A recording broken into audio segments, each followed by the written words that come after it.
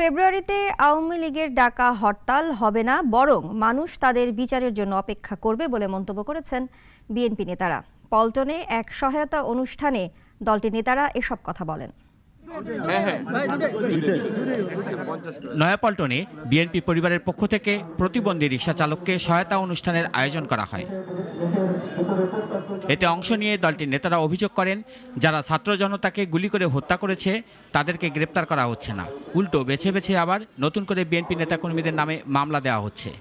যারা আবু সাইদকে হত্যা করেছে, যারা মুগ্ধকে হত্যা করেছে, তারা আইন শৃঙ্খলা বাহিনীর লোক, অথচ তাদেরকে কেন আইনের আওতায় নিয়ে এসে বিচার করা হচ্ছে না? বরং আমরা কি দেখছি, বিভিন্ন জায়গায় মামলার নামে যে বাদী তিনি বিএনপির আরেক লোককে আসামি করছেন।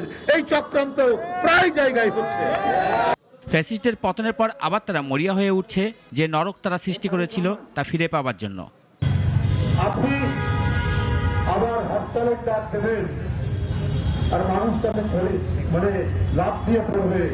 আরে মানুষ তো প্রত্যাশা করছে যে কবে যারা শিশু কিশোরদের হত্যা করতে পারে, আর তো প্রচন্ড মানবতাবাদী বিরোধী অপরাধী, এদের বিচারের জন্য। এদিকে বিকালে গুলশানে ইউরোপিয়ান পার্টনারশিপ ফর ডেমোক্রেসি বিএনপির সাথে বৈঠক করে। প্রায় ঘণ্টাব্যাপী চলা বৈঠকে বিদেশি সংগঠনটির 3 সদস্যের দলের নেতৃত্ব দেন মাইকেল লিডাউয়ার, আর বিএনপির পক্ষ থেকে নেতৃত্ব দেন দলের মহাসচিব মির্জা ফখরুল ইসলাম আলমগীর।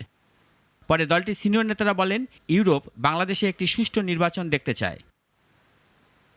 রাশেদুল কাদির, নাগরিক, ঢাকা।